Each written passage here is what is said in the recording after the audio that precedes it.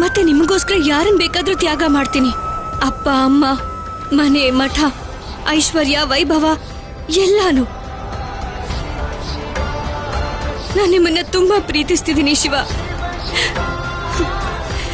ತುಂಬಾ ಪ್ರೀತಿಸ್ತಿದ್ದೀನಿ, ತುಂಬಾ ಪ್ರೀತಿಸ್ತಿದ್ದೀನಿ ಶಿವ. ನಾನು ನಿಮ್ಮನ್ನ ತುಂಬಾ ಪ್ರೀತಿಸ್ತಿದ್ದೀನಿ ಶಿವ, ನಾನು ನಿಮ್ಮನ್ನ ತುಂಬಾ ಪ್ರೀತಿಸ್ತಿದ್ದೀನಿ. ಸತಿ, ನಾನು ನಿಮ್ಮನ್ನ ಮಾಡ್ಕೋ ಸತಿ.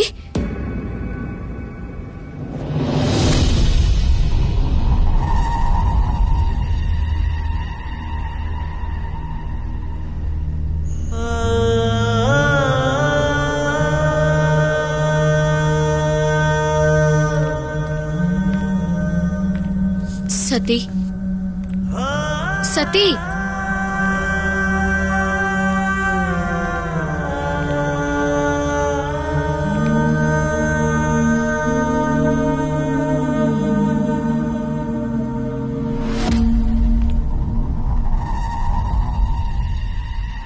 ನೀನು ನಿನ್ ಮನ್ಸಿನ ಮಾತನ್ನ ಕನ್ಸಲ್ಲೇ ಹೇಳ್ಬಿಟ್ಟೆ ಸತಿ.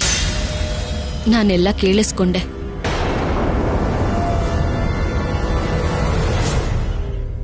ನಾನು ಶಿವನ್ನ ಈ ಜಗತ್ತಲ್ಲಿ ಎಲ್ಲದಕ್ಕಿಂತ ಹೆಚ್ಚಾಗಿ ಪ್ರೀತಿಸ್ತೀನಿ.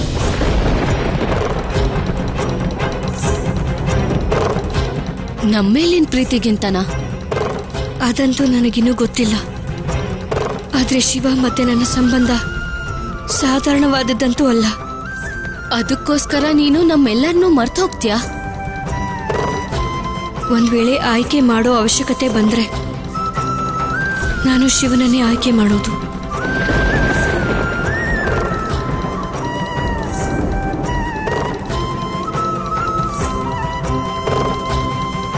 ಪ್ರಜಾಪತಿ ದಕ್ಷನ ಮಗಳಿಗೆ ಪ್ರೀತಿ ಆಗಿದೆ, ಅದ್ರಲ್ಲೂ ಪ್ರಜಾಪತಿ ದಕ್ಷನ ಮಹಾನ್ ಶತ್ರು ಜೊತೆಗ.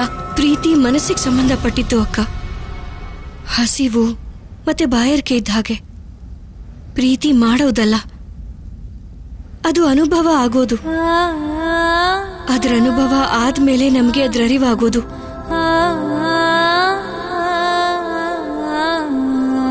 ನಾನು ಯೋಚನೆ ಕೂಡ ಮಾಡಿರ್ಲಿಲ್ಲ, ಆಗೋಯ್ತು. ಯಾವಾಗ, ಹೇಗೆ ಒಂದು ಗೊತ್ತಿಲ್ಲ. ಆದ್ರೆ ಈಗ ಶಿವನ ಪ್ರೀತಿನೇ ನನಗೆ ಸರ್ವಸ್ವ. ನಾನು ಶಿವನಿಗೆ ಮಾತ್ರ ಸೇರಿದವಳು.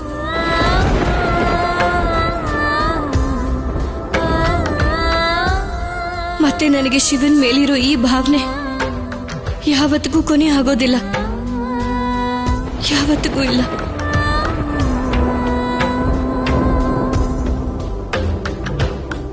ನೀನು ಯಾವ ದಾರಿನ ಆಯ್ಕೆ ಮಾಡ್ಕೋತಿದ್ಯಾ ಅಂತ ಅರ್ಥ ಆಗ್ತಿದ್ಯಾ ಸತಿ? ನಿನ್ನ ಆಲೋಚನೆ ಬದಲಾಯಿಸ್ಕೋ ಸತಿ. ಇಲ್ಲ ಅಕ್ಕ, ಪ್ರೀತಿ ದಾರಿಲಿ ನಾನು ಆಗ್ಲೇ ಹೊರಟಾಗಿದೆ. ಇನ್ನು ನಿಲ್ಲೋದು ಇಲ್ಲ, ಹಿಂದೇನೂ ಬರಲ್ಲ. ಮತ್ತೆ ನಿಮಗೆ ಗೊತ್ತಿದ್ಯಾ, ಅವರಿರೋ ಸ್ಥಳ ಕೂಡ ನಾನು ಪತ್ತೆ ಮಾಡಾಗಿದೆ. ನಾನು ಅವ್ರನ್ನ ಹುಡ್ಕೋದಕ್ಕೆ ಹಿಮಾಲಯದ ಕಡೆ ಕೈಲಾಸಕ್ಕೆ ಹೋಗ್ತೀನಿ.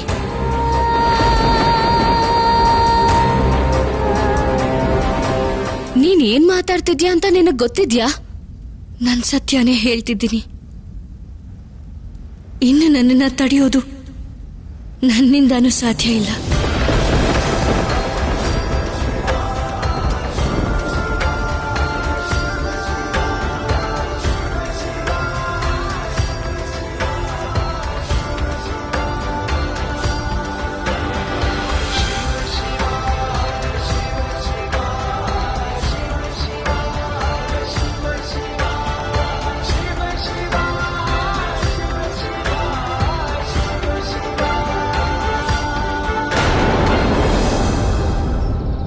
ಕಥೆ ಮುಂದೇನಾಯ್ತು ಅಂತ ಹೇಳಿ.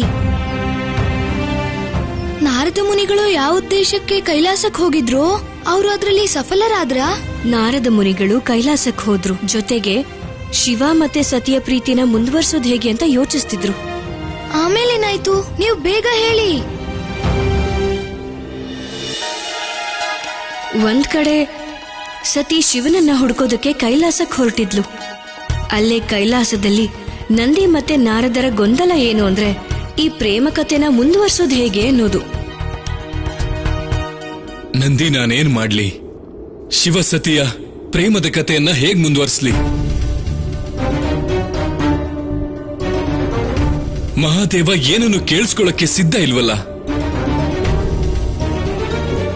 ಈ ಸೂತ್ರಧಾರನ ಕೆಲಸ ಪೂರ್ತಿ ಆಗೋದು ಹೇಗೆ? ನೀವು ನನ್ನ ಮಾತೇನಾದ್ರೂ ಕೇಳೋದಾದ್ರೆ ನಿಮ್ಮ ಕೆಲಸ ಖಂಡಿತವಾಗ್ಲೂ ಸುಲಭ ಆಗುತ್ತೆ ನಾರದರೆ.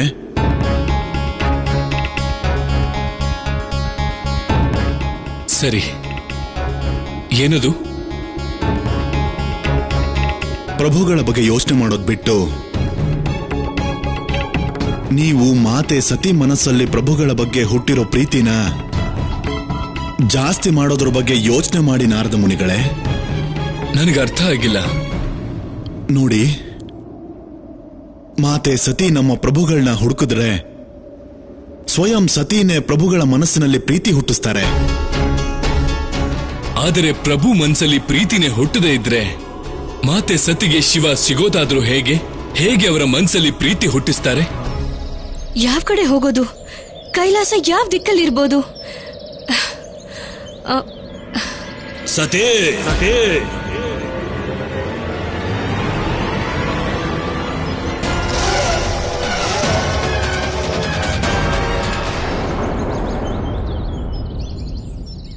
ನಿನ್ನ ಕಾರಣದಿಂದನೇ ನನ್ನ ಅಣ್ಣ ಸತ್ತೋಗಿದ್ದು ಗೊತ್ತಾ?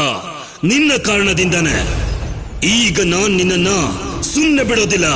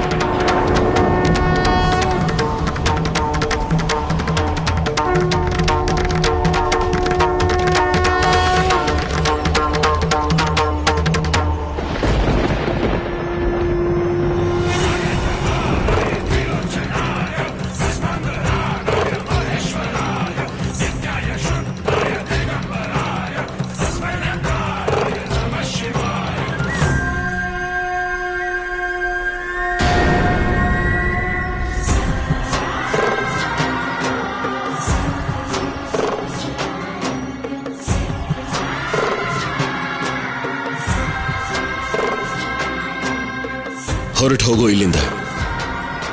ಸ್ತ್ರೀಯರ ಎದುರಿಗೆ ಪೌರುಷ ಪ್ರದರ್ಶನ ಮಾಡುವುದು ಒಳ್ಳೇದಲ್ಲ.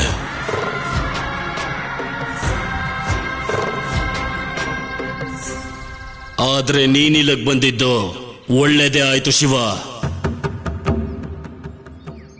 ಈಗ ನಾನು ನಿಮ್ಮಿಬ್ಬರನ್ನು ಕೊಂದು ನನ್ನ ಅಣ್ಣನ ಸಾವಿಗೆ ಸೇಡ್ ತೀರಿಸ್ಕೋತೀನಿ.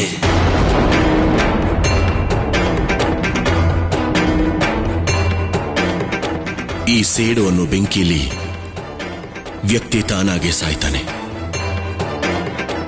ಯಾವಾಗ ತಾನೇ ಬಲಿ ಆಗ್ತಿದ್ದೀನಿ ಅನ್ನೋದು ಅವನಿಗೆ ಗೊತ್ತಾಗೋದಿಲ್ಲ.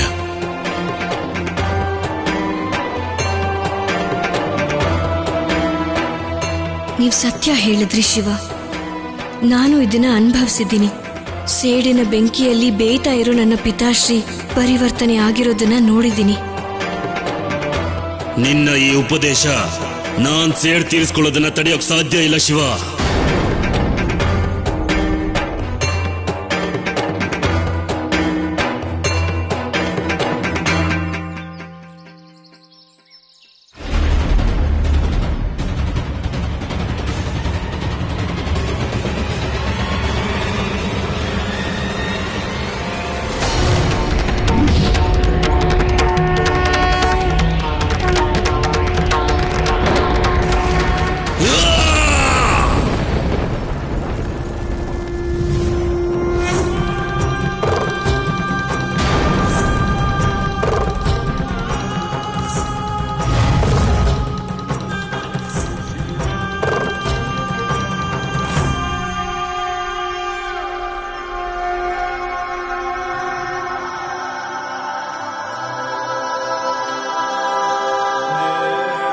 ಇವತ್ ನನಗೆ ಅರ್ಥ ಆಯ್ತು.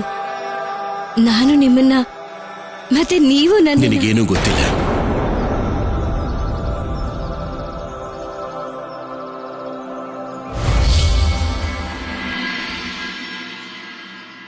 ಇಂತಹ ಕಾಡು ನಿನ್ನಂಥ ರಾಜ್ಕುಮಾರಿಯ ವಿಹಾರಕ್ಕಲ್ಲ.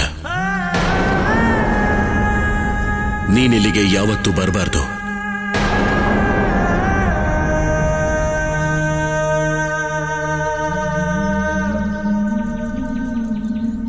ನಾನಿಲ್ಲಿಗೆ ನಿಮಗೋಸ್ಕರನೇ ಬಂದಿರೋದು ಶಿವ.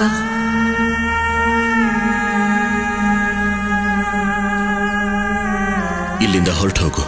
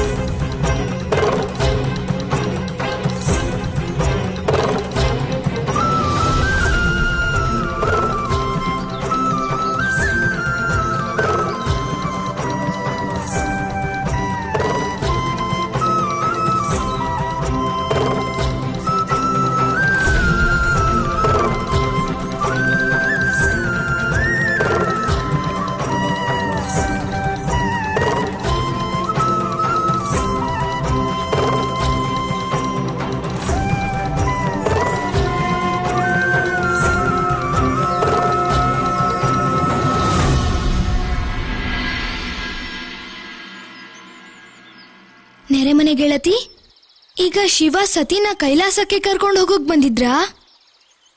ಇದೇ ಪ್ರಶ್ನೆ ಸತಿ ಮನ್ಸಲ್ಲೂ ಕೂಡ ಬಂದಿತ್ತು. ಆದ್ರೆ ಸತಿಗೆ ಸಿಕ್ಕಂತ ಉತ್ತರ ಅವಳ ಆಸೆಗೆ ವಿರುದ್ಧವಾಗಿತ್ತು. ಶಿವ, ಯಾವ ಸತಿ ನಿಮ್ಮನ್ನ ಮನಸ್ಸಲ್ಲೇ ಎಷ್ಟು ದ್ವೇಷಿಸ್ತಿದ್ಲೋ, ಇವತ್ತು ಅದೇ ಸತಿ ನಿಮ್ಮ ಜೊತೆ ಹೆಜ್ಜೆ ಹಾಕೋದಕ್ಕೆ ಸಂತೋಷ ಪಡ್ತಾ ಇದ್ದಾಳೆ. ನಾನು ನಿಮಗೆ ಹೇಗೆ ಧನ್ಯವಾದ ಹೇಳಿ ಶಿವ?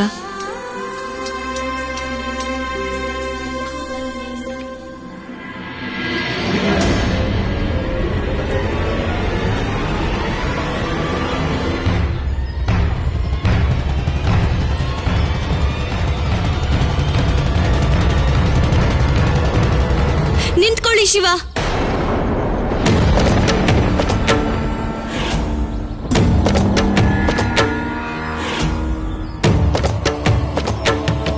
ನೀವ್ ನನ್ನನ್ನ ಕೈಲಾಸಕ್ಕಲ್ಲ, ನನ್ನ ಪಿತಾಶ್ರೀ ಹತ್ರ ಕರ್ಕೊಂಡ್ ಬರ್ತಿದ್ದೀರಾ?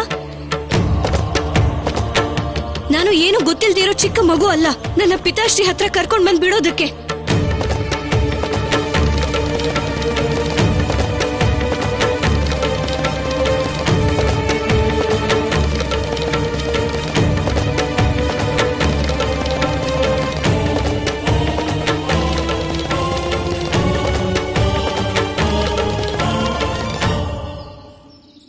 ಸತಿ ಯಾರು? ಯಾರಿಗೆ ಸೇರಿದವಳು?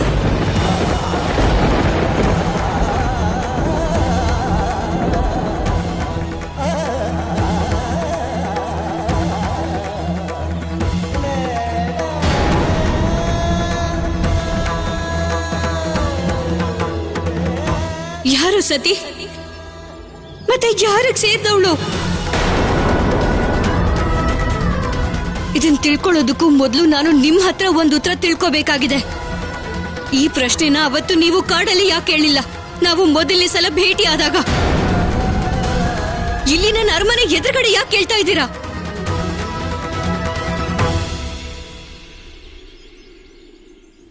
ಈ ಅರಮನೆ, ಈ ರಾಜಾಂಗಣ ನಿನ್ನ ಮನೆ, ನಿನ್ನ ಕುಲ, ನಿನ್ನ ಕುಟುಂಬ, ನಿನ್ನ ಪಾಲಿಗೆ ಎಲ್ಲವೂ ಸಾಕು. ಇದೆ. ನಾನು ನಿಮಗೋಸ್ಕರ ನನ್ನ ಪಿತಾಶ್ರೀನೇ. ಇಷ್ಟೇನಾ ನೀವು ನನ್ನ ಅರ್ಥ ಮಾಡ್ಕೊಂಡಿದ್ದು? ಈ ಸತಿ ಬಗ್ಗೆ ನಿಮಗಿರೋ ಅಭಿಪ್ರಾಯ ಇಷ್ಟೇನಾ? ಮನೆ, ಕುಲ, ಕುಟುಂಬ ಕೇವಲ ಇಷ್ಟೇ ನನ್ ಗುರುತಾ?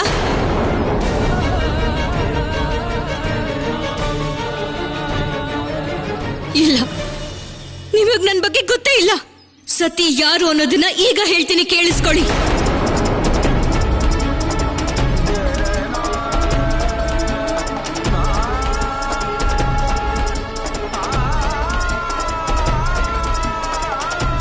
ಸತಿ ತನ್ನ ಬುದ್ಧಿ, ಹೃದಯ ಮತ್ತೆ ಮನಸ್ಸಿನ ಅಧಿಪತಿ. ಸತಿ ಸ್ವಾತಂತ್ರ್ಯದ ಮಾನದಂಡ.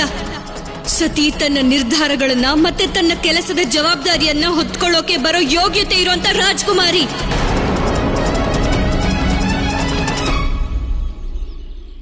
ಸತಿ, ನೀನು ರಾಜಕುಮಾರಿ. ನಿನ್ನ ಸ್ಥಾನ ಪ್ರಜಾಪತಿಯ ಅರಮನೆಯಲ್ಲಿ.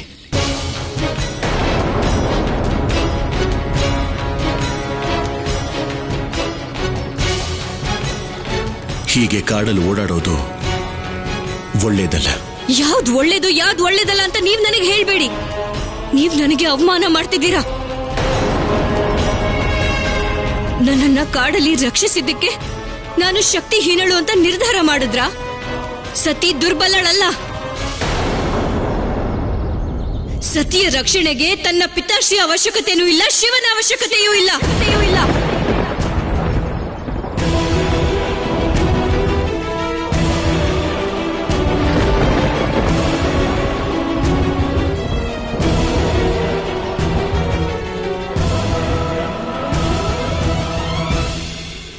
ನಿನ್ನೊಳಗಿರೋ ಶಕ್ತಿಗೆ ಯಾವುದೇ ಹೊರಗಿನ ಸಹಾಯದ ಅವಶ್ಯಕತೆ ಇಲ್ಲ. ಆದರೆ ಕೆಲವೊಂದ್ಸಲ ಶಕ್ತಿ ಹೆಚ್ಚಾಗ್ತಾ ಆಗ್ತಾ ಅಹಂಕಾರಕ್ಕೆ ಜನ್ಮ ಕೊಡುತ್ತೆ.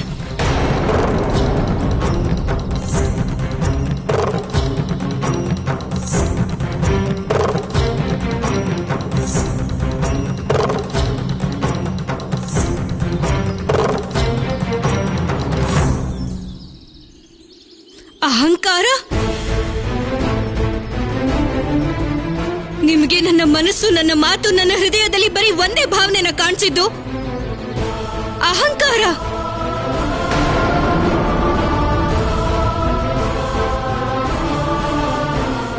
ನನ್ನ ಪಿತಾಶ್ರೀ ಸತ್ಯನೇ ಹೇಳ್ತಿದ್ರು, ನಿಮಗೆ ನನ್ನನ್ನ ಪಡ್ಕೊಳ್ಳೋದಕ್ಕೆ ಯೋಗ್ಯತೆನೇ ಇಲ್ಲ.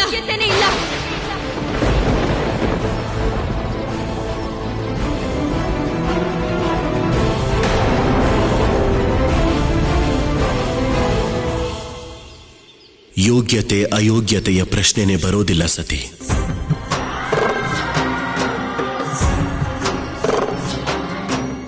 ನಾನು ಈ ಜಗತ್ತಿನಿಂದ ದೂರ ಇದ್ದೀನಿ, ಈ ಮೋಹದಿಂದ ದೂರ ಇದ್ದೀನಿ.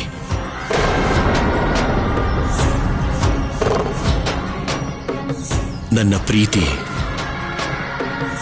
ನಿನ್ನ ವೇದನೆನ ಹೆಚ್ಚು ಮಾಡುತ್ತೆ, ಕಷ್ಟ ಕೊಡುತ್ತೆ. ಸಾಕು, ನಿಲ್ಸಿ, ಇಲ್ಲಿಗೆ ನಿಲ್ಸಿ. ಒಂದು ಹೆಣ್ಣಾಗಿ ನನ್ನ ಅವಮಾನವನ್ನ ನಾನು ಇನ್ನೂ ಸಹಿಸೋದಕ್ಕಾಗಲ್ಲ.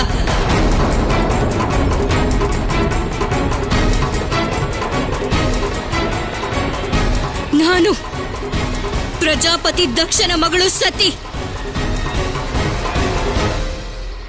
ನಿಮಗೆ ಬಹಿಷ್ಕಾರ ಹಾಕ್ತಿದ್ದೀನಿ.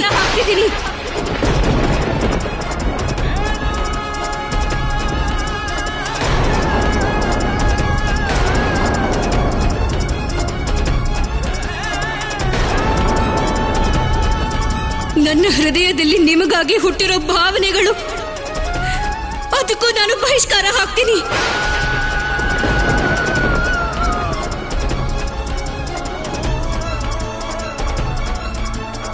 ನನಗೀಗ ಅರ್ಥ ಆಯ್ತು, ನನ್ನ ಪಿತಾಶ್ರೀ ನಿಮಗ್ ಶಾಪ ಕೊಟ್ಟಿದ್ದಾರಲ್ಲ, ಅದಕ್ಕೆ ನೀವು ಯೋಗ್ಯರು. ನೀವು ಅಲೆಮಾರಿ, ಆಶ್ರಯ ಇಲ್ಲದೆ ಇರೋ ಅಘೋರಿ ಅಷ್ಟೇ.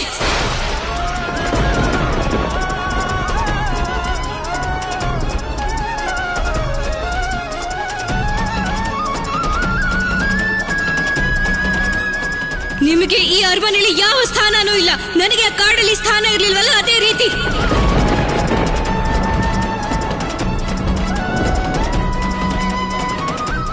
ಹೊರಟು ಹೋಗಿ ಇಲ್ಲಿಂದ. ಹೋಗಿ, ಇಲ್ಲಿ ನಿಮ್ಮ ಅವಶ್ಯಕತೆನೇ ಇಲ್ಲ. ಹೋಗಿ ಇಲ್ಲಿಂದ, ಹೋಗಿ ಶಿವ.